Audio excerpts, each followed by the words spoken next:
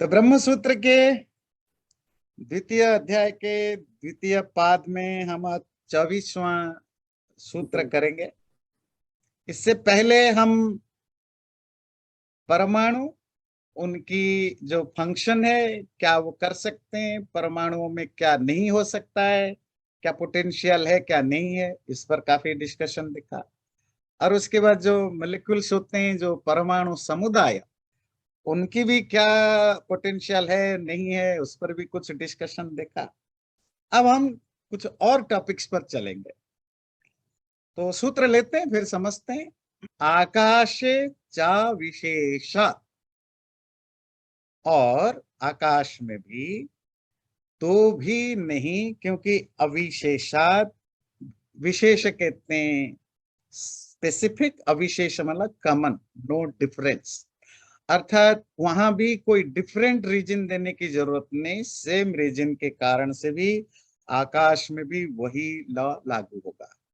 क्या आकाश की बात कहां उठी कि अगर आप कॉज को, मॉलिक्यूल को मोमेंटरी मानते हो और इसके लिए आप पृथ्वी, अग्नि, वायु और जल, चार तत्वों को ही मानते हो, क्योंकि आकाश हमेशा एटॉमिक फॉर्म में रहता है, सूक्ष्म फॉर्म में रहता है, तो उसमें उसकी जरूरत नहीं, उसना ना रूप है, ना रस है, ना गंध है, ना स्पर्श है। सिर्फ जो शब्द है, क्योंकि शब्द पृथ्वी पर बेस्ड नहीं है, शब्द एनर्जी पर बेस्ड नहीं है, क्योंकि शब्द गैस फॉर्म पर बेस्ड नहीं है, तो शब्द लिक्विड फॉर्म पर बेस्ड नहीं है, तो फिर शब्द का सबस्ट्रेटम किसको माने? तो बोले जो बच गया उसको मानेंगे। क्या बच गया? आकाश, वैक्यूम, है ना। तो वैक्यूम को ही शब्द का सबस्ट्रेटम मानेंगे, शब्द उसी का इनहेरेंट नेचर के रूप में मानेंगे। आकाश की एग्जिस्टेंस को मानने की जरूरत नहीं है। आकाश एक अभाव है। जो आकाश जिसको आप कहते हैं फिफ्थ महाभूत, वो नॉन एंटिटी है। नॉन एंटिटी को ही हम आकाश कहते हैं। सूत्र कहता है अगर आकाश को भी आप नॉन एंटिटी मानते हो, वो वो हम नहीं मानते। किस लॉजिक से? वही सेम लॉजिक जो पहले दिया, अविशेष, उसके लिए कोई हम विशेष लॉजिक नहीं दे रहे, सेम लॉजिक। क्या लॉजिक है? हमारे यहाँ स्पेस को और आकाश को टू डिफरेंट थिंग में समझना पड़ेगा। मे बी जितना मैंने समझा, पता नहीं मैं आई एम रॉन्ग और राइट। तो साइंस में आकाश के जो जिस रूप में हम आकाश को मानते हैं उसको ईथर कहते हैं, स्पेस नहीं।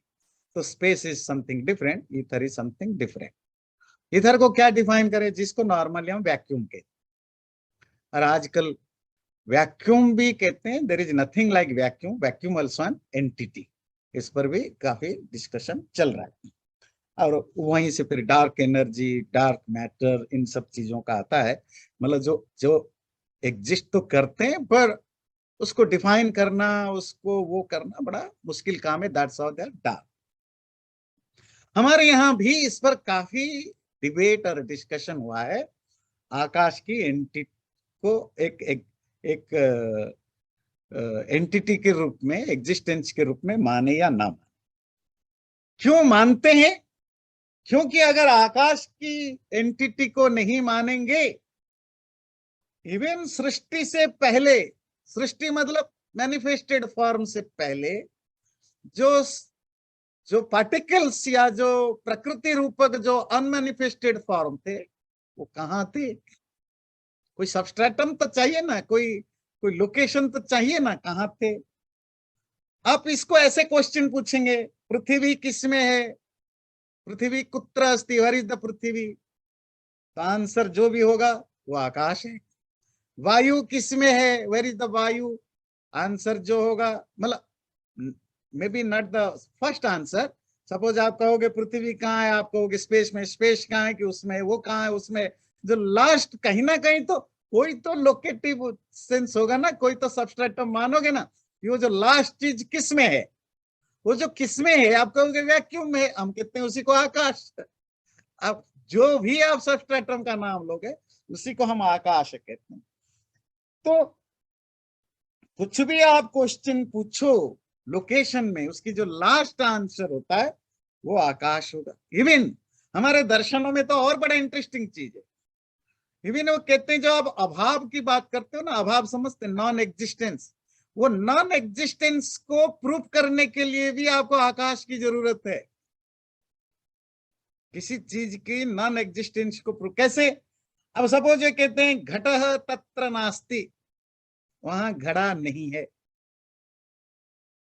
वहां घड़ा नहीं है, तो घड़ा है, तो घड़ा होने के लिए एक स्पेस की जरूरत है, एक जगह की जरूरत है। वो जगह कौन है? आकाश है। अब वो जब आप कहते हैं घड़ा नहीं है, आप दो चीजें कहते हो, द एग्जिस्टेंस ऑफ घड़ा इज नॉट देयर, इज, पर आप साथ में क्या बोलते हो? Is there. वो देयर क्या है? That is the location, substratum. तो उसमें at the end of the day आकाश ही आता है, क्योंकि अगर आप सबस्ट्रेटम को, आधार जिसको कहते हैं ना, अगर आप उसको डिनाई करोगे, फिर आप अभाव भी नहीं मान सकते हो। जब भी आप कहोगे देयर इज नथिंग, क्वेश्चन नहीं होगा देयर इज नथिंग वेयर, कहां? द देयर, आपने देयर शब्द कैसे यूज किया? नथिंग कहां? कोई कोई तो चीज होगा ना, उसी को आकाश कहते हैं। इसीलिए आकाश की एग्जिस्टेंस को मानने पर न केवल भाव पदार्थों में क्वेश्चन आएगा, भाव समझते जो एंटिटीज, एग्जिस्टेंट चीजों पर क्वेश्चन आएगा, इवन नॉन एग्जिस्टेंट चीजों पर भी क्वेश्चन आएगा, क्योंकि नॉन एग्जिस्टेंस को प्रूव करने के लिए भी आपको आकाश की जरूरत है। इसीलिए हमारे शास्त्रों, खास करके वेदों में और उपनिषदों में, तैत्तिरीय उपनिषद को कोट कर रहा हूं, तस्माद वायु तस्माद आकाश शंभुत, आकाशाद वायु, उस परमात्मा से आकाश बना, आकाश से वायु, एंड वो चला। पर जो पहली चीज दुनिया में कोई भी चीज बने, कोई भी चीज बने या कोई भी चीज वापस ना बन, अनबना बन जाए, वापस प्रलय में चले जाए, उस सब के लिए जो पहली चीज की जरूरत है आकाश। इसलिए उपनिषदों में जो मेटाफोरिकली कहा, उस परमात्मा से सबसे पहले आकाश आता है, उसके बाद कुछ भी आता है, विभिन्न सृष्टि का कोई भी तत्व आता है। और जो लास्ट बात करके आगे बढ़ेंगे, जो साउंड है, ध्वनि, साउंड, अगर आप आकाश को नहीं मानोगे तो साउंड, बाकी सबका सबस्ट्रेटम तो फिक्स हो जाएगा कहीं ना कहीं, पर शब्द का सबस्ट्रेटम के लिए आपको प्रॉब्लम होगा, साउंड के लिए। अब मैं चाहता हूं अगर आपको, आप में से किसी को इस पर कुछ जानकारी है तो आप इसमें थोड़ी लाइट डाल सकते हैं। तो इसीलिए कंक्लूजन है, आकाश की एग्जिस्टेंस को डिनाई नहीं कर सकते हो, अभाव के रूप में आप नहीं ले सकते हो। वही से अविशेष, वो भी चार तत्वों की तरह ये भी पांचवा तत्व आपको मानना पड़ेगा। गुरु जी, वो जो जैसे कि थोड़ी देर पहले चर्चा चल रही थी कि ये जो क्रिएशन है वो उसके पहले क्या था नहीं पता चलता है, तो हाँ, हमारे शास्त्र कहते हैं कि हिरण्यगर्भ था, गोल्डन वूम्ब था, उसमें से सब कुछ निकला। ये मेटाफोरिकली है। अच्छा, साइंस जो कहता है वो ठीक है, हम जो कहते हैं हमारी बात ठीक है। साइंस जो मनोज जी ने जिस बात को उठाया कि बिग बैंग से क्या पहले क्या था, वो उस पर साइंटिस्ट नहीं बोलते हैं जी, मतलब दे आर नॉट श्योर, कोई उसके लिए क्योंकि साइंटिस्ट तभी बोलेंगे ना जब उनके पास कोई प्रूफ हो, कोई एविडेंस हो, कुछ हो। तो जब ऐसा सिचुएशन होता है, हमारे उपनिषदों में इसके लिए क्या शब्द यूज करते हैं? अज्ञेय और अनिर्वचनीय, समथिंग व्हिच अननोन और अननोएबल और अनिर्वचनीय which can not be explained. May be आज तक साइंटिस्ट के लिए, मुझे आप राइट करेंगे मैं अगर सही डिफाइन कर रहा हूं या गलत, तो मे बी साइंटिस्टों के लिए अभी तक प्री बिग बैंग जो स्टेट है वो अज्ञेय और अनिर्वचनीय है। ठीक है, वो तो हम बहुत सारी चीजों के बारे में, हम तो प्रकृति को भी अज्ञेय अनिर्वचनीय मानते हैं, समझ आती है, ब्रह्म को भी अज्ञेय अनिर्वचनीय मानते हैं। कब तक आप और हमारे लिए अज्ञेय और अनिर्वचनीय है, जिसको मिल गया उसके लिए फिर थोड़ा ही रहा, वो तो फिर ज्ञेय हो गया। पर जब आप पढ़ते हैं इस अज्ञेय अनिर्वचनीय, हाँ, जिसने रियलाइज कर दिया उसके लिए ब्रह्म फिर तो ज्ञात हो, दैट्स ए डिफरेंट थिंग। और उसमें भी कहते हैं जिसने ब्रह्म को रियलाइज कर लिया उसके लिए भी अज्ञेय रहता है, क्योंकि वो ब्रह्म का इतना कम चीजें जानता है, इतना कम चीजें जानता है, उसका जानना भी ना जानने के बराबर ही होता है। मतलब आप गरीब हैं, भीखमंगे हैं, आपके पास कुछ नहीं, कुछ नहीं, कमाया तो कमाया, क्या कमाया, $1 कमाया। वो $1 कमाना और ना कमाना बराबर की होती है। तो जो ब्रह्म ज्ञानी कितना जानता है, वो उससे पहले तो हम जीरो, वो $1 ही कमाया, उससे ज्यादा जानता नहीं।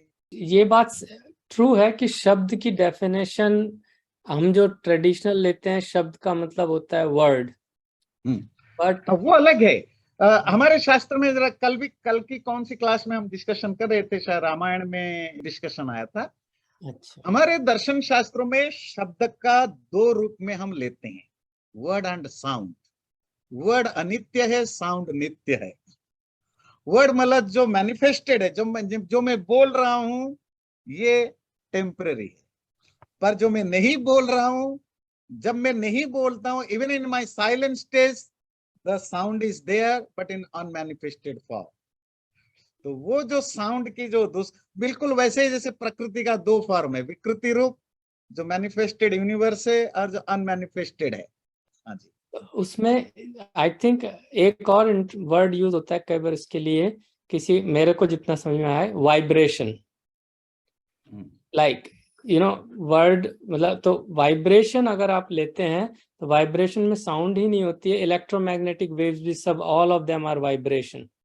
तो इलेक्ट्रोमैग्नेटिक वेव्स और जितनी भी तरीके की वेव्स हैं, उन सब के लिए space is necessary for existence. Word sound travel नहीं करेगी, साउंड अगर वर्ड यूज करते हैं तो नहीं ट्रेवल करता है, but vibrations need vacuum, they need ether और vacuum basically to exist, otherwise there cannot be any kind of vibration in the universe. और यूनिवर्स का जो हम बोलते हैं ना कि जो शुरू से एक वाइब्रेशन है यूनिवर्स में, there is a correspondence to that in physics which is called background microwave radiation. Universe जब क्रिएट हुआ था, उस समय क्रिएशन के टाइम पे जो एक रेडिएशन जनरेट हुई थी उसको आज भी फिजिसिस्ट रेगुलरली डिटेक्ट, मतलब any physicist can detect that background microwave radiation. So that vibration, which is an electromagnetic vibration, still exists, and that requires vacuum, that requires space, you know. मैं जो clear कर लूं, even देखिए simple है, अगर sound किसी भी form में ग्रास्पेबल है, मतलब रिसीवेबल है, तो वो हम उसको शब्द कहते हैं, मतलब वर्ड कहते हैं। जो अनरिसीवेबल स्टेट है, वाइब्रेशन इज रिसीवेबल में आ सकता है, मतलब मे बी एक बहुत लोअर फ्रीक्वेंसी में होता है साउंड, जो शब्द है वो थोड़ा हायर लाउड में आता है, मे बी उसमें डिग्री का फर्क हो। पर जो हमारे शब्द शास्त्रों में, ये एक नया शास्त्र ध्यान रखिए, शब्द शास्त्र है ना, तो शब्द शास्त्रों में जो शब्दों को डिफाइन किया जाता है, उसमें वो जो भी रिसीवेबल है वो सब तो अनित्य है, वो मोमेंट आते हैं चले जाते हैं। पर जैसे हम डिस्कशन कर रहे हैं कि संसार, उसकी जो शटल फॉर्म है, ग्रास फॉर्म है, तन्मात्रा फॉर्म है, ये सब क्षणिक है, मतलब चेंजेबल है। पर वो जो उनकी जो सत्व रजत तमो गुणात्मक जो जो जो बिल्कुल प्राइमोडियल स्टेट है, उस स्टेट में वो नित्य होते हैं। तो दैट मीन्स वो कभी शटल फॉर्म में आते हैं, कभी ग्रास फॉर्म में आते हैं, फिर they come back to their original form. That's how they are changing their forms, but at the end of the day they never cease their existence. शब्द के बारे में भी वही हमारे यहाँ थ्योरी है कमोबश, कि शब्द और उसकी जो नॉन मैनिफेस्टेड जो फॉर्म है, वो उनमें सिर्फ ट्रांसफॉर्मेशन होता है। जो ट्रांसफॉर्मेशन है उसको आपके, तो मैंने शब्द या वाक्य या ध्वनि या वाइब्रेशन, पर at the end of the day there is a level where it is always existing. वो शब्द की जो बिल्कुल जो प्राइमोडियल स्टेट है, कहते हैं उस स्टेट में वो हमेशा रहता है। अगर नहीं रहता तो फिर वो आपके मुंह खोलते ही कैसे आ जाता है या कोई दो चीजें टकराने पर कैसे आ जाता है। इट मीन्स उसकी पोटेंशियल उसमें है, दैट्स इट्स कमिंग। देखिए ओवरऑल एक थ्योरी तो आप आंख बंद करके चलिए, कोई भी वैदिक शास्त्र हो, किसी भी तरह का डिस्कशन करता हो, उनका एक सीधा फंडामेंटल थ्योरी है, without cause there is no effect. वो शब्द पर भी लागू होता है। अगर शब्द बोलने के बाद गायब हो गया तो शब्द आया कहां से? It means it is there is a cause. अच्छा, कॉज का क्या मतलब है? कॉज तो तीन तरह का है, जिसको हम मटेरियल कॉज कहते हैं, उपादान कारण। उपादान कारण में, मटेरियल कॉज में इफेक्ट पोटेंशियल के रूप में रहता है, और उपादान कारण अनसीन इनविजिबल स्टेट में भी eight the end of the रह सकते। ठीक है, पर पॉइंट ये है कि शब्द किसी भी फॉर्म में हो, उसके सबस्ट्रेटम की जरूरत है, उसके एक आधार की जरूरत है। चैनल को सब्सक्राइब जरूर करें और वीडियो अच्छा लगे लाइक भी जरूर करें।